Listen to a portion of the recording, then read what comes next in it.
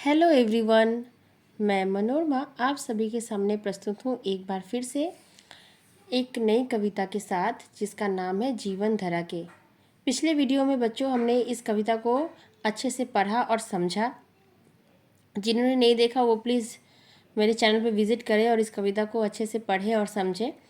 तो आज मैं इस कविता से जुड़े हुए प्रश्न उत्तरों को हल करूँगी, तो बने रहिए आप मेरे साथ। तो सबसे पहला प्रश्न है बच्चों, वृक्ष पक्षियों के मददगार कैसे हैं? तो वृक्षों पर ही चिड़िया जो है वो अपना बसेरा बनाती है, यानी घोंसला। ठीक है, ज़्यादातर पक्षियाँ वृक्षों पर ही अपना घोंसला बनाती है और वो उनके रहने का आवास है, यानी स्थान है। तो इस प्रकार वृक्ष जो है पक्षियों के मददगार हैं। ठीक है, उनके रहने का स्थान जो है वो वृक्ष ही है।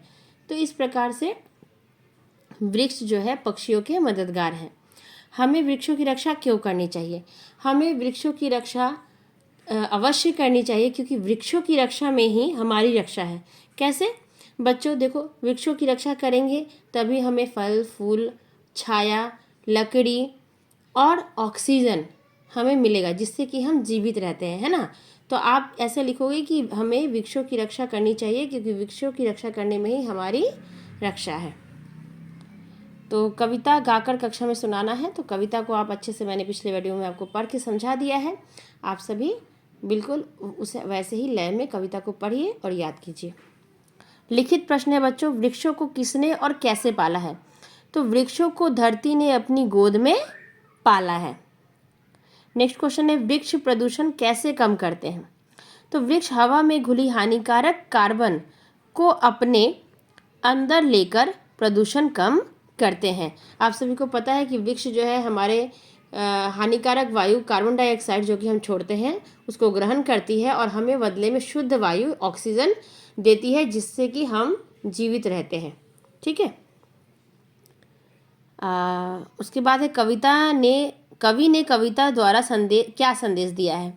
तो कवि ने कविता के माध्यम से संदेश दिया है कि ज़्यादा से ज़्यादा पेड़ लगाकर अपने पर्यावरण की रक्षा करनी चाहिए या करो। ठीक है, इस कविता जीवन धरा के कविता का माध्यम लिखने के पीछे यही संदेश है कि हमें ज़्यादा से ज़्यादा पेड़ लगाकर अपने पर्यावरण को शुद्ध और स्वच्छ बनाना चाहिए। ठीक है बच्चों, मैंने लिखा यहाँ पे कवि ने कविता के माध्यम से संदेश दिया है कि हमें ज़्यादा से ज़्यादा पेड़ लगाकर पर्यावरण की रक्षा करनी चाहिए। ये था मौखिक और लिखित प्रश्न। उम्मीद करते हैं आप सभी को समझ में आया होगा। नेक्स्ट क्वेश्चन है बच्चों, चित्र से संबंधित कविता की पंक्तियाँ लिखिए। देखो यहाँ पे वृक्ष के साथ पक्षियों का चित्र है, तो इससे कौन सी कविता की लाइन सामने आती है?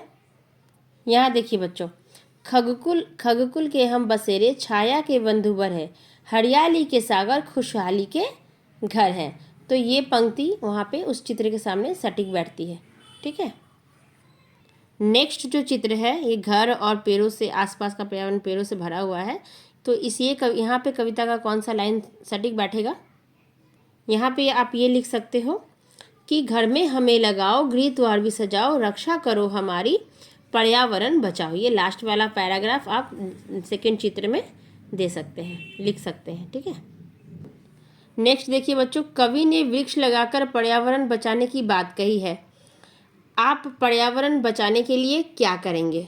तो बच्चों ये मूल्यपरक प्रश्न है। मैं आप सभी से पूछती हूँ कि आप अपने पर्यावरण की रक्षा के लिए क्या करेंगे? हमें एक लाइन में जवाब ज़रूर दें कमेंट करके। ठीक है, मैं सबका कमेंट पढ़ूंगी। ठीक है, आप क्या करेंगे अपने पर्यावरण को बचाने के लिए? कम शब्दों में एक लाइन में आप मुझे इस वीडियो में कमेंट करके ज़रूर बताएं।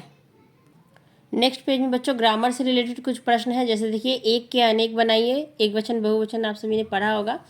तो देखिए, पौधा का पौधे हो गए, उसी तरह नदी का नदियाँ और गाड़ी का गाड़ियाँ। उसके बाद है उचित पर्यायवाची शब्द पर टिक लगाइए। जैसे घर को हम लोग गृह भी कहते हैं, वृक्ष को तरुवर कहते हैं, जल को हम लोग पानी भी कहते हैं और धरा को धरती कहते हैं। ठीक है, इसको आप सभी इग्नोर करें। और सही जगह पर अनुस्वार या अनुनासिक लगाकर लिखिए।